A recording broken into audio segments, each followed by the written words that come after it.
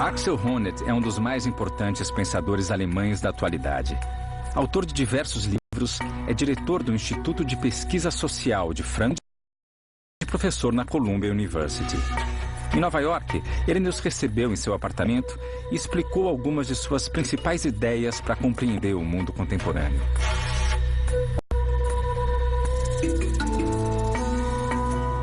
Yes, deeply. I mean, it depends on the kind of conflict. I strongly believe that conflict is a universal element of all societies. We can't think of a completely harmonized society. Conflict, as long as it is taken the route or the path of, let's say, not of civil wars, but of conflicts which are able to make clear and express certain demands, certain unfulfilled hopes and wishes of parts of the population, are enormously important, I think. So in that sense, conflicts are indications that something is going wrong. Something has to be done. And again, I think conflicts are part of any societal reproduction. We can't think of a society without conflicts. I don't like the opposition of integration here and conflictual state there. I think integration works via societal conflicts, yeah? And so societal conflicts contribute to moral progress within society, yeah, by indicating what's going wrong. It depends a little bit how you describe social conflicts. I mean, a lot has to do with that. And my tendency is here, as you probably know because of my book on the struggle for recognition, yeah, that if we observe and describe conflicts as they are appearing in societies, we are sometimes too much obsessed by the idea that these conflicts are driven by purely egocentric interests, which I don't believe. I think these conflicts are very often, and most of the time, driven by impressions and feelings of being not sufficiently included in the society, being not sufficiently respected or recognized within society, so that the real motive behind most of the conflicts is a search for recognition or a search for inclusion within the society. That some of the claims, some of the frustrated expectations you have toward society are not seen, neglected, and so on and so on. Which doesn't mean that the aims of these conflicts are always good aims, yeah? That must not be the case at all, yeah? I mean, even right-wing driven conflicts are very often driven by experiences of being not recognized. So, in that sense, it would be wrong to say conflicts as such are leading in the right direction.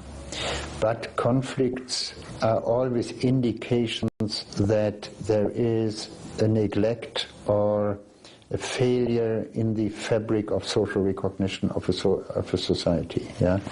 And this is my strong belief, yeah?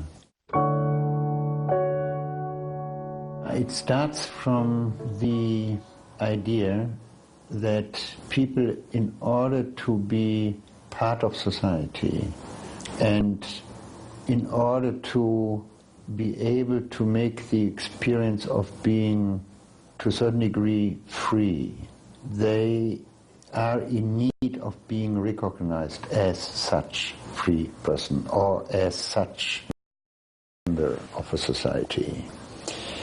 This need or search for recognition takes very different forms, yeah, and I'm differentiating between different forms.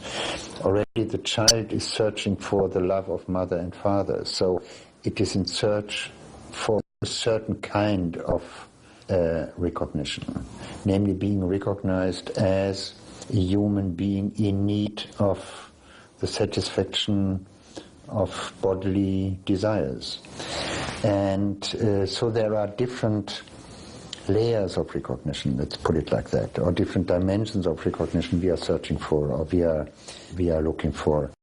And I normally make a distinction between three kinds of recognition, namely to be as a human being with particular needs, as a human being with equal standing and status, and as a human being having competences and abilities which contribute to societal reproduction. So in that sense, already if you look to a child growing up, I think a child growing up is going through all these different stages. Yeah, in the beginning, the child is searching for love, which is a form of to love somebody, is to recognize his or her very specific, peculiar needs. Then definitely a child is also looking for being recognized as somebody with valuable competences and abilities. Yeah, a child who never makes the experience that some of his abilities, some of his competences are of value for somebody else, is missing something very important. It will never feel included in a kind of community. And equally, I think we are also in need of being recognized as having the same moral status as all other members in that social community. So, and also the child makes that experience, I think, that from a certain age on, it will be very alert when it makes the experience that it is not included in the societal community as a member with equal standing. So there are these different forms of recognition we are looking for, and I think the different struggles we are observing in societies have to do with these different forms of recognition people are normally searching for. So it starts within early childhood, within families, that you have these conflicts about whether the child is sufficiently loved by parents or caretakers. We have a lot of conflicts about the question whether the abilities and competencies of certain groups are sufficiently recognized in a society. And we definitely have a lot of struggles about the question of equal status, to become respected as an equal citizen within the societal community. So this is all going through and through, and I think it is helpful, even when it is only an analytical distinction, to separate different forms that struggle can take. And that relates a little bit to my answer to the question before. I think these conflicts are constitutive of any form of societal community. I mean, we can't think of a society which would be beyond that, as if there would be ever a stage or situation in which a society is able to satisfy all these different demands. I mean, there will be always problems like that. And probably these conflicts entail a mechanism for, in the long run, a certain kind of progress within society. If you think of the struggles the bourgeois classes were fighting against the aristocracy at the end of the 18th century in Europe, it's visible that this was a struggle about the question what counts as an accomplishment. Is it really justified that the pure fact of having an aristocratic title justifies to have political power in their hand?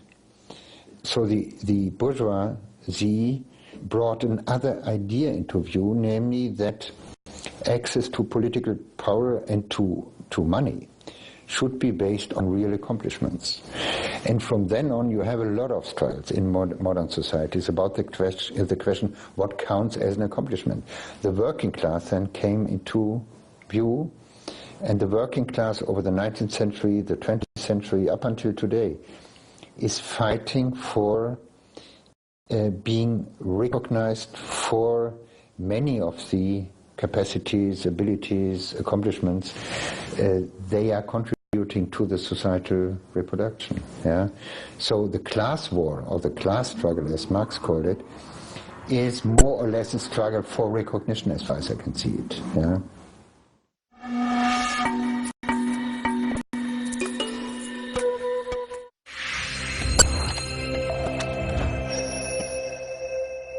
A próxima edição da Faixa Vida é Curta vai apresentar duas biografias cinematográficas.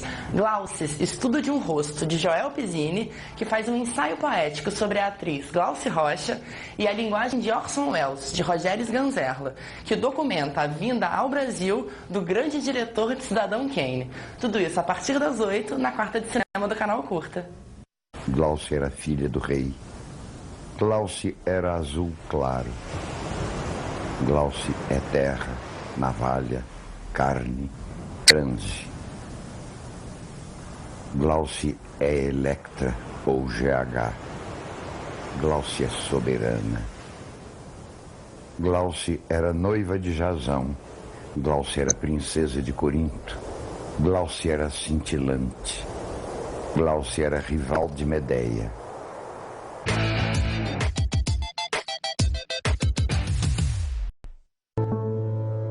Choisit le roi. Dans cette rue tranquille, à une demi-heure de Paris, les quelques retraités qui l'habitent sont intrigués. Ils n'ont Dieu que pour une villa, au numéro 11. Dans la plus grande discrétion, à l'abri des volets clos, deux hommes se font face. Henry Kissinger, conseiller spécial du président Nixon, Léducto, conseiller spécial du président Ho Chi Minh.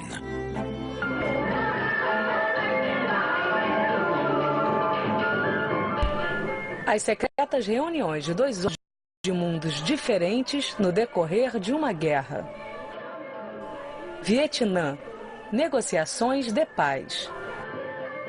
Aqui, no Canal Curta.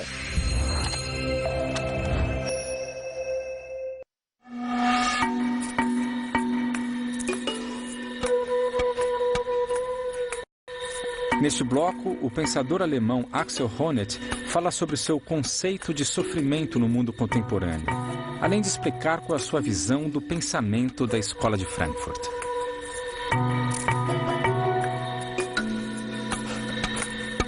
Yeah, that was the title of one of my smaller books on Hegel.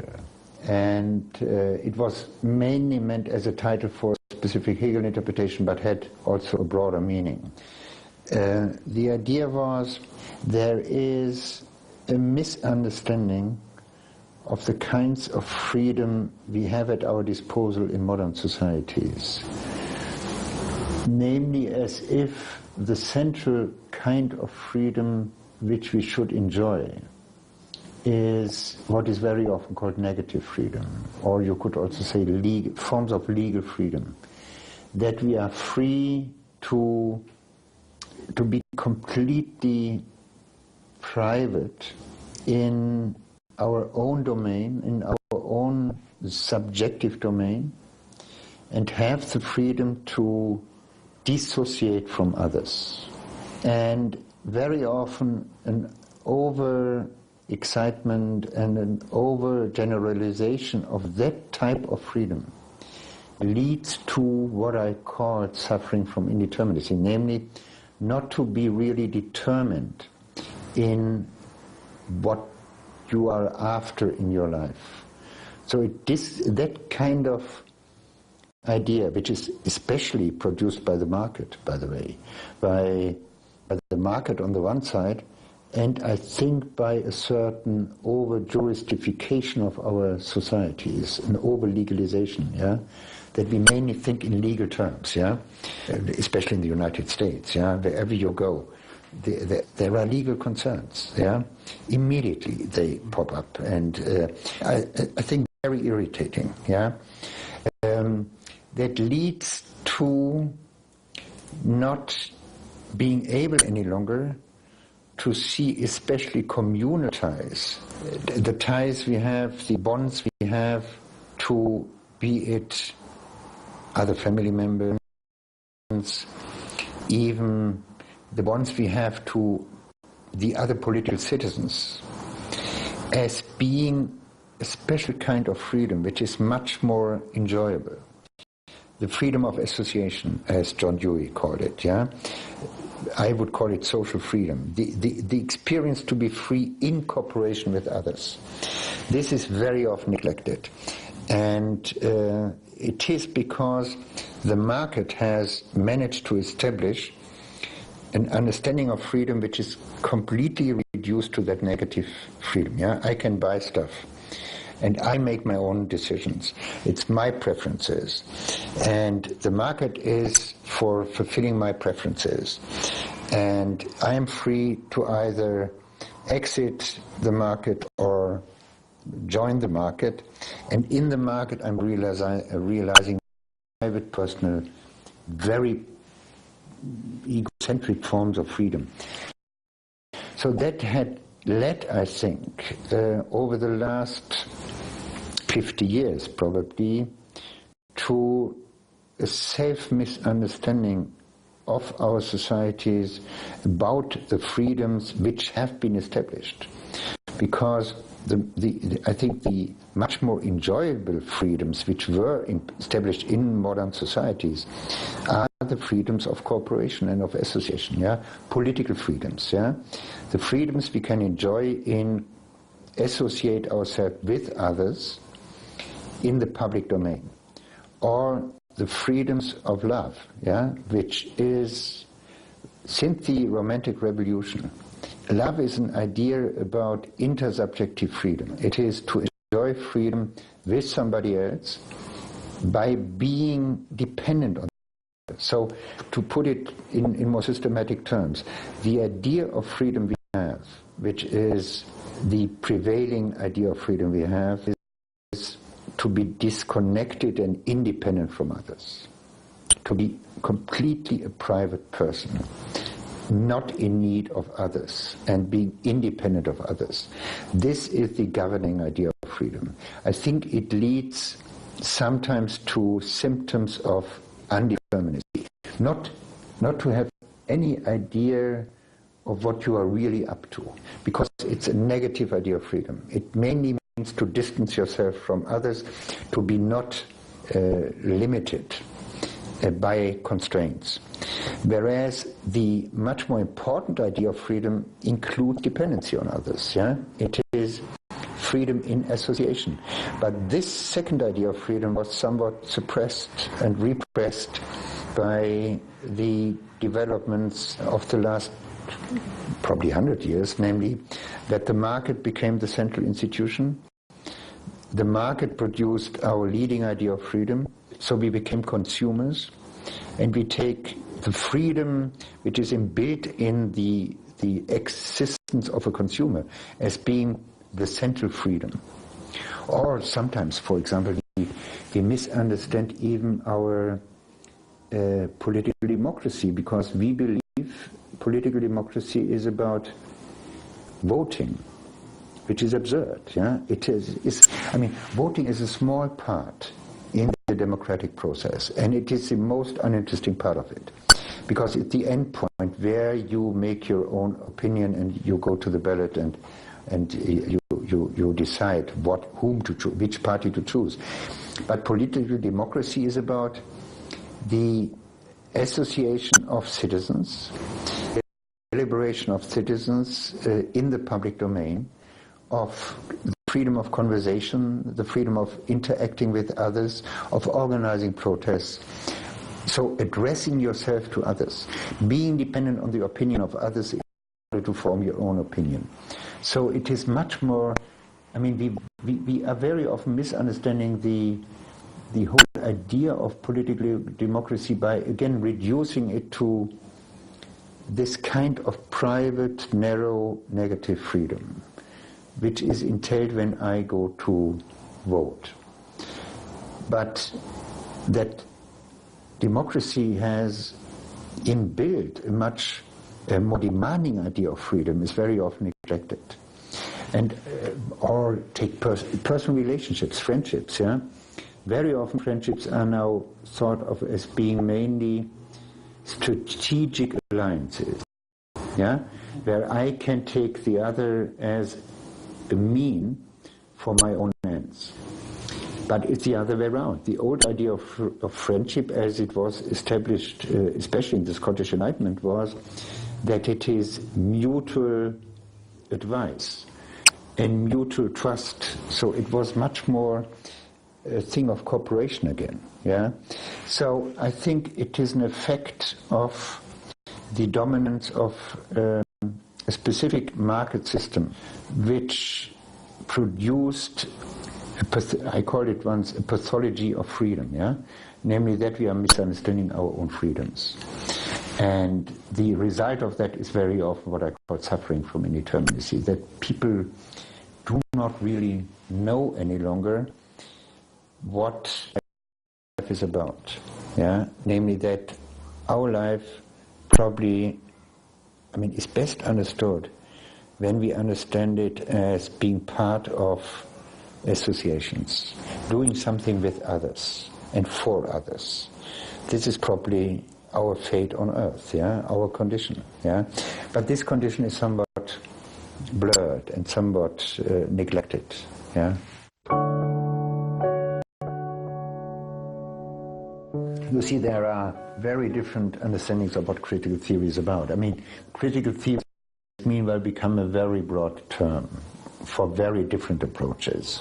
So it is including post-structuralism, deconstructivism, and these are all meant to be schools of critical thought. And I'm happy with that. I don't claim that there is only one correct understanding of critical theory. I think the Frankfurt School tradition is in some respect different to these others. The Frankfurt School tradition comes from left Hegelianism, so it has certain basic assumptions which contribute to the identity of that tradition. It needs a certain understanding of reason, namely that the societal development is also always a development of reason, of certain forms of. That development of reason can go wrong, and that capitalism is producing a pathology of reason, as I once called it. I think that is deeply inbuilt in the Frankfurt School, in everyone, from Adorno to Habermas, yeah, and Horkheimer. Everyone shares that picture that when we are studying societal developments, we are not only concerned about structures, processes, but we are also immediately concerned with the fate of reason. Because a societal order is always a certain organization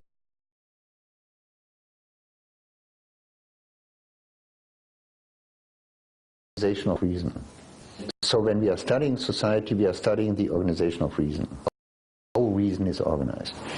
And in what way is it organized? In what forms? With what features? And the idea was that capitalism tends to reduce our understanding of reason, namely by making it, or understanding it mainly as instrumental reason. That was Horkheimer's idea, Adorno's idea, and it's still Habermas's idea thing. So I think to continue that specific tradition of critical theory, it needs more or less such an approach. Yeah. So all what I was saying about our restrictive understanding of freedom has to do with that tradition. Yeah. It means that we are not longer understanding our freedom in the most reasonable way. We are misunderstanding it. In that sense, the pathologies of freedom I was speaking about are pathologies of reason, of our reason.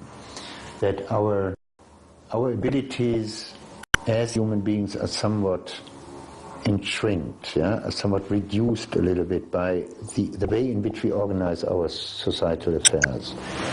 And that I take to be the legacy of critical theory, of the critical theory of the Frankfurt School. So it can't do without an idea of reason. It can't even do without a certain idea how progress could look like, namely that it would be in need of an enlargement of reason. I would say an enlargement of our understanding of freedom, a reorientation to associative freedom. And that means there is a huge difference between other understandings of critical theory. Other understandings of what critical theory is about wouldn't be in use of an idea of historical progress. They wouldn't be in need of an idea of reason. I don't think that they could produce an idea such as the pathologies of freedom, the social pathologies of freedom and of reason. So I think there are huge differences. But with regard to Frankfurt School, I think there are certain features which are constitutive of that tradition, which I just named, and whether such a tradition can survive in the future is a completely open question. It depends on contingent conditions, whether people take it up, whether people have an interest in such an approach, whether people believe that such an approach is of help for their own understandings and projects.